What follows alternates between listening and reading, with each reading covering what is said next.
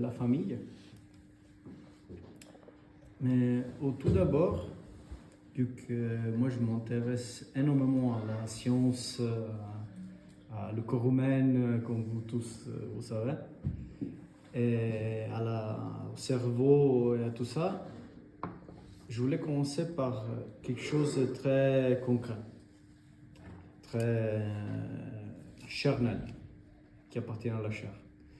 En fait, chaque être humain a besoin de se voir, de se revoir en quelque chose, en quelqu'un, a besoin des modèles. Chacun de nous. Il y en a qui voient, par exemple, dans mon domaine, le fitness, tout le monde aimerait rassembler à Arnold, ils voient lui comme modèle, et donc ils font tout pour devenir comme lui. Donc, on se met des modèles guides qui après vont guider notre vie, notre choix, notre motivation, notre détermination en général. Donc chaque être humain a besoin de ça, a besoin d'un modèle à suivre.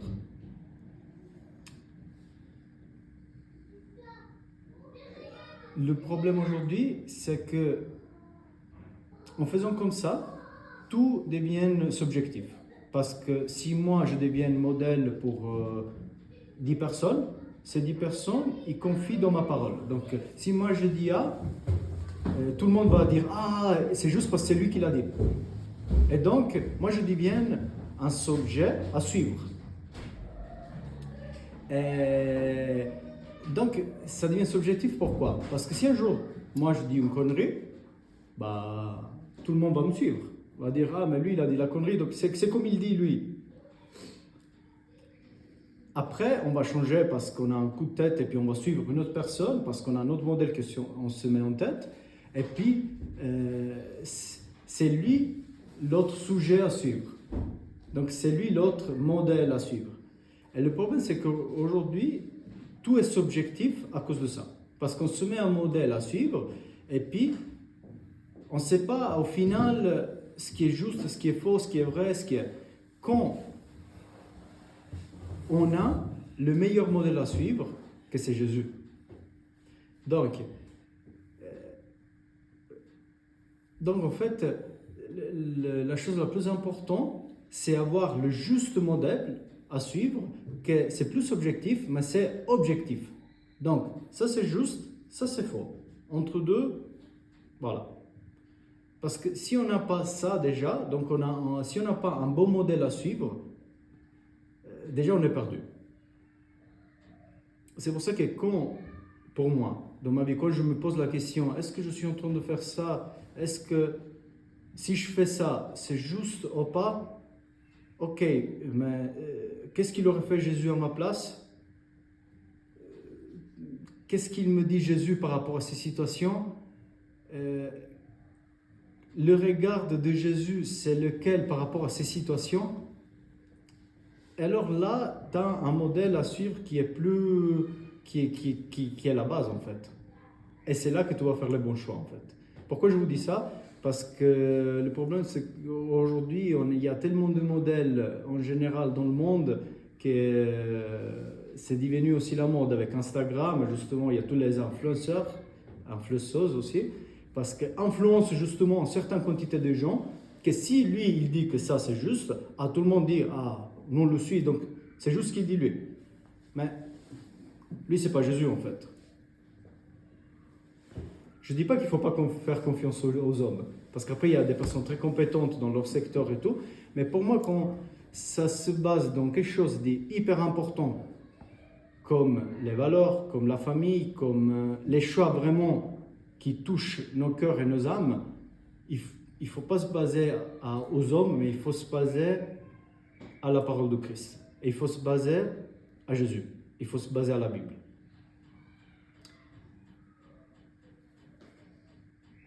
Et justement, il faut se baser à sa maison, à l'église catholique. Parce que dans l'église catholique, on a tout ce qu'il faut, comme on avait dit la dernière fois, pour chaque question, pour chaque problème, on a la réponse à ces problèmes-là. Par exemple, alors maintenant, parlons de la famille. C'est quoi le modèle à suivre? c'est la sacre famille. Jésus, Marie et Joseph. Donc, quand on se pose la question, quelle est la famille idéale? Comment ça devrait être la famille idéale? Qu'aujourd'hui, le monde, il nous dit quoi? La famille idéale, tu dois avoir une bonne maison, tu dois avoir tout qui est propre, tu dois avoir tout qui est organisé.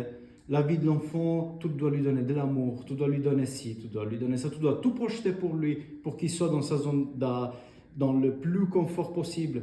Mais après, quand on regarde la famille à suivre, Jésus, en fait, si on se met à la place de Joseph, parce que j'ai réfléchi beaucoup à ça, et on lui dit, ta femme, ta future femme, elle est enceinte. Il dit, mais comment elle est enceinte? On n'a jamais eu de rapport, on n'a jamais eu rien. Comment ça se fait? Il y a un ange qui va chez lui et lui dit, oui, ta femme elle est enceinte parce que c'est le Saint-Esprit. Jésus va naître avec vous et tout. En fait, il lui a donné aucune sécurité. Parce que, au final, tous les hôtels où ils essayent d'aller, donc toi, tu as ta femme qu'elle doit coucher, tu essaies de trouver un endroit pour faire accoucher ta femme, dans la meilleure des manières, et puis il n'y a aucun endroit tout est pris. Et toi, tu as ta femme qui est en train d'accoucher. Aujourd'hui, on court dans les hôpitaux, on court à gauche, à droite. Jésus, il est venu naître chez nous dans la manière la plus pauvre, la plus modeste. Donc ça me mène à me poser beaucoup de questions parce que je me dis, ok, notre famille, elle doit être comment? Et on doit ressembler comment à leur choix? En fait, eux, c'est simple. Ils basaient toute leur vie par rapport à Dieu. Ils demandaient tout à Dieu. Et Dieu, il aura rien fait manquer. Il leur a donné un endroit où accoucher. Il leur a donné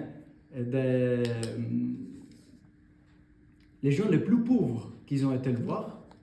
Les mages de toute la partie de la planète, ils ont été le voir. Donc, mais eux, la seule chose qu'ils ont fait, ils se sont toujours mis au pied de Jésus. Ils se sont toujours mis au pied de Dieu en lui demandant de les suivre. En fait, comme Marie, elle a dit, oui, je suis là. Donc aujourd'hui, moi je me demande, est-ce que nous, on fait la même chose avec Jésus ou pas? Est-ce que quand Jésus nous demande quelque chose à faire, est-ce que nous, on lui dit, oui, je suis là? Moi, pas tout le temps. Je suis le premier que je ne suis pas tout le temps là, présent, en fait. Parce que par la vie et par tous les choix, par tout ce qu'il y a, c'est pas facile. On essaye, mais voilà. Donc, moi, personnellement, là, je vais me marier. C'est pour ça que ça me touche énormément ce sujet, parce que je vais me marier avec ma copine prochainement, dans 8 mois. 8 mois. Ça commence mal. T'as déjà oublié les dates. Non, dans 8 mois. Et donc je me pose souvent la question, est-ce que je suis en train de bien faire? Qu'est-ce que je suis en train de faire? Est-ce que c'est juste les choix que je suis en train de faire? Parce que quand on se marie, après c'est à vie. C'est une union qu'on ne peut plus déchirer, parce que c'est Dieu qui vous unit. Donc vous êtes unis, pas devant le monde, mais devant le Christ, devant Dieu. Lui, il met sa main et sa bénédiction. Donc, c'est pour ça que c'est un sujet qui est très délicat. Et moi par contre, dans mon petit parcours, ce que j'ai pu avoir, c'est que avant Noël, voilà, comme ça on fait 2-3 pas en arrière, avant de connaître Sarah, j'ai eu d'autres copines, comme tout le monde, je pense. Pas tout le monde.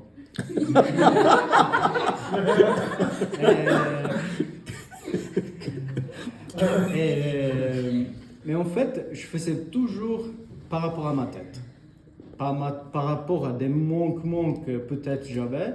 Donc, la figure de la copine que j'avais à côté, je ne demandais pas forcément à Jésus de m'aider par rapport à ça. Donc, je faisais à ma sauce. Et à chaque fois, j'ai pas eu beaucoup de relations. J'en ai eu 3, je crois. 3 grandes relations. Mais à chaque fois, il y avait des problèmes, il y avait des soucis. C'était jamais simple, où il y a vraiment un amour sincère. Après, dès que je me suis quitté avec ma dernière copine, en relation de 6 ans, je me suis énormément rapproché à Jésus. J'ai toujours eu la foi, mais là, le vide en fait que j'ai trouvé en moi à ces moments-là, je l'ai rempli avec Jésus. Donc, en parlant avec lui, en prenant plus de temps pour lui. Et puis là, par contre, j'étais clair avec lui. Je lui ai dit, je n'ai pas demandé directement à lui, parce que moi, tout ce qui est relié à l'amour, au sentiment de la femme et à la femme, je demande toujours à la Vierge Marie, à notre mère qui est au ciel et qui nous écoute tout le temps. Et je priais à elle en lui demandant, si tu veux que je me remets en couple avec quelqu'un et que je forme une famille avec cette personne, moi je ne veux plus choisir, parce que j'ai fait que des dégâts jusqu'à présent. Au niveau du sentiment de l'autre personne, c'est pas bien. Donc je lui demandais simplement, je veux que ce soit toi à me la choisir et que ce soit toi à me la présenter, et dès que tu me fais comprendre que c'est elle, moi je vais faire tout le nécessaire. Mais je veux que ce soit toi à me montrer quelle sera ma femme, ma future femme. Je continue ma vie et tout. À un certain moment, je commence à écrire à Sarah. Complètement pour autre chose. C'était pour ma salle de sport, c'était pour complètement autre chose. Et quand je l'ai vue, j'ai tout de suite eu la réponse que c'était elle. Mais par contre, on arrivait là, et on arrivait au moment où j'étais sûr que c'était la bonne personne, et j'ai eu énormément de réponses après, à chaque fois que je demandais si c'était elle ou pas. Avant d'en arriver là, je me suis mis à genoux devant la Vierge, et je demandais que ce soit elle à mettre la personne devant. Parce que sinon, nous, en fait, on est tellement faibles psychiquement et physiquement que pour moi, je trouve que si on ne met pas ça devant les pieds de Jésus et de la Vierge, je trouve que c'est impossible de trouver la bonne personne à côté. On pense de l'avoir trouvé, mais quand on se rendra compte que ce n'est pas la bonne personne, soit on se fait mal, et je pense que vous tous vous avez prouvé ça, soit on se fait mal, soit c'est trop tard. C'est jamais trop tard pour Jésus, mais soit c'est trop tard au niveau de la vie que tu vas affronter après, que ce sera très très compliqué.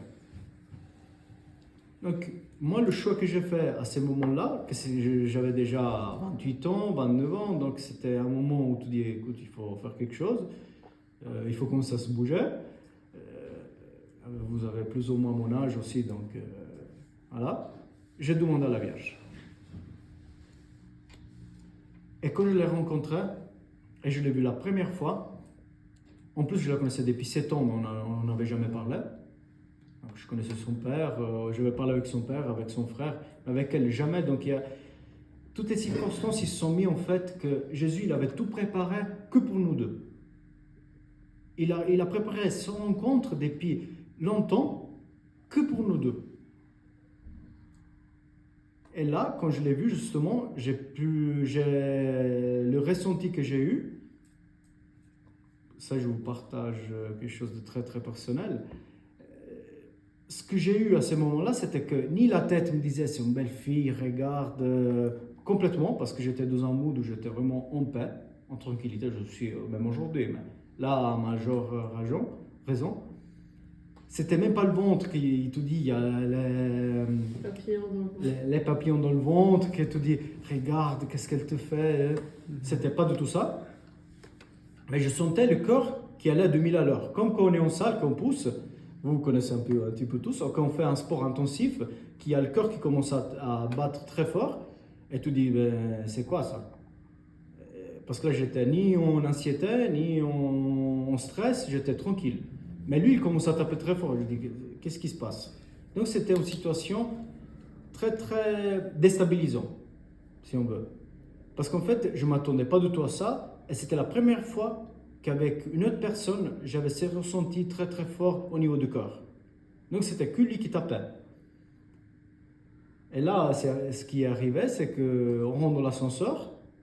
Donc, pour descendre parce qu'elle devait laisser ses affaires dans la voiture. Et moi, je prenais distance au début parce que j'ai eu peur. Je me dis, elle a un pouvoir sur moi impressionnant. Et ça ne m'est jamais arrivé avec une fille. Ou avec un homme. On ne juge pas. Attention. Et ça m'était jamais arrivé. Et donc, la première chose que j'ai fait, j'ai pris parce que je n'avais pas compris tout de suite. Dans ce sens, je l'ai vu, j'ai ressenti tout de suite, et je dis, qu'est-ce qui se passe? Attends. Mais après, comment Jésus m'a fait comprendre que c'était elle. On commence à marcher, on commence à se connaître mieux. Moi, en fait, mon intention au tout début, c'était le business. Voilà, je vous dis clair et net, parce que je fais pas mal de choses avec les logos, elle avait quelques activités, et moi, je voulais faire vraiment du business avec elle. C'était que ça. Donc, c'est comme ça qu'il a commencé cette rencontre. Et après, dès qu'on a commencé à discuter, on a commencé à discuter de Jésus. Et c'est là que nos corps ils se sont unis, tout de suite. Et c'est là que j'ai compris tout de suite que la Vierge m'avait mis elle à côté pour que ça soit pour toujours. Et du premier jour qu'on s'est vu, j'ai compris que c'était elle, la femme de ma vie. À part après, pour la bague, j'ai eu d'autres miracles qui sont arrivés. Pour d'autres demandes que j'ai eues par rapport à l'église, il y a eu d'autres miracles qui sont arrivés. Donc, après, il y a énormément de miracles qui sont suivis un après l'autre. Mais, je vous dis ça pourquoi? Parce que pour moi, quand vous construire une famille, on en est tous là, nous tous, il faut vraiment construire sur des bases solides, sur la pierre. Et aujourd'hui, je peux vous dire, avec l'expérience avec mes ex, parce que j'en veux rien, mais en fait, moi, je cultivais ma foi tout seul. Et c'était pas que c'était plat, mais presque. Il y avait une petite pente dans la foi où tout essayait de t'élever vers le Christ. C'était pas vraiment alimentaire. Et donc, depuis que j'ai connu elle, qu'on a commencé à construire ensemble, et que je suis ce que la Vierge Marie m'a dit, de continuer avec elle, ma foi, elle a fait une pente immense. Parce qu'en fait, on s'élevait tous les deux vers le haut. Parce que comme moi, j'étais dans un mood un petit peu plus bas, c'était elle qui était superchargée. Et la même chose de l'autre côté. Quand elle était très fatiguée, mentalement, physiquement, par les efforts qui arrivent du monde, parce que même son travail, c'est très stressant et tout, c'était moi qui avais une charge impressionnante. Donc en fait, après, tout te compense complètement dans ça. C'est pour ça que pour moi, pour baser une famille, il faut d'abord construire dans les bases de l'Église, dans les bases du Christ, dans les bases de Jésus. Et demander vraiment à lui comment faire. Demander vraiment à lui qui veut qu'il soit à notre côté. Parce que peut-être que de nous, il ne veut pas qu'on soit en couple aussi. Ça, on ne sait pas. C'est pour ça que moi, je reviens toujours au même endroit. Que Jésus a un projet et un schéma pour chacun de nous. Et c'est là qu'il faut taper dedans. Il ne faut pas chercher de construire une famille, mais il faut d'abord chercher à comprendre quel est le schéma que Jésus a prévu pour nous. Et après, commencer à construire quelque chose. Parce que si d'abord on ne cherche pas quel est notre chemin, on ne sait pas si on n'est pas complet en fait. Parce que pour être en couple, pour moi, tu dois être déjà complet toi-même. Ce n'est pas l'autre personne qui doit te compléter. C'est toi qui dois être déjà en paix, en amour, en union avec Jésus. Tu dois pas avoir des manques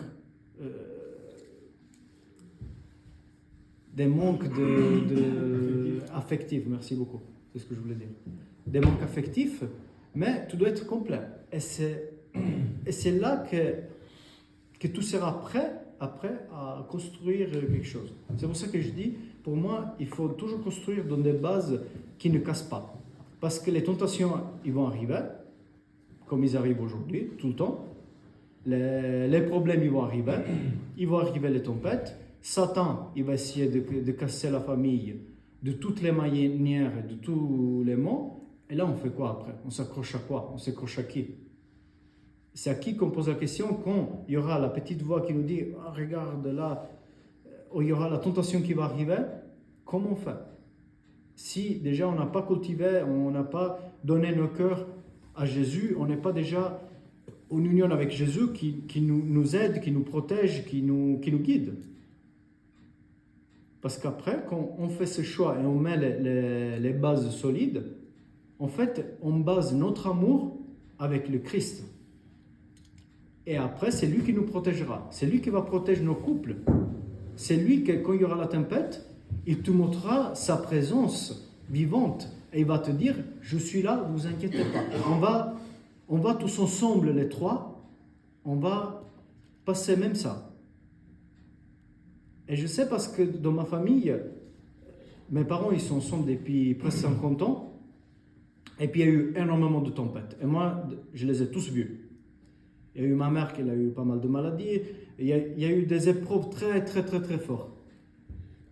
Et je suis sûr et certain que s'il n'y avait pas Jésus, ma famille se serait séparée, ils se seraient divorcés. Parce que c'est vraiment dans cette étape très, très, très, très, très compliquée qu'après on va épuiser, on va chercher la source.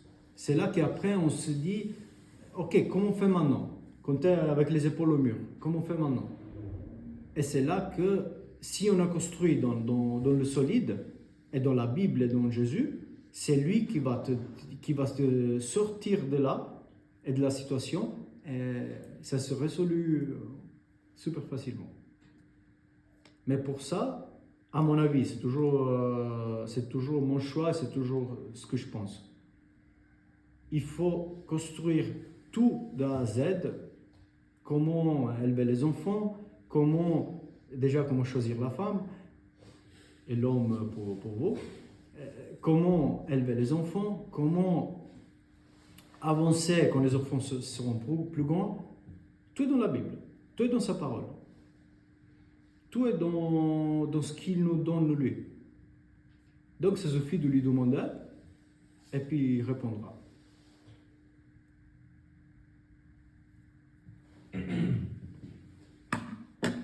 Maintenant, je voulais vous demander qu'est-ce que vous en pensez.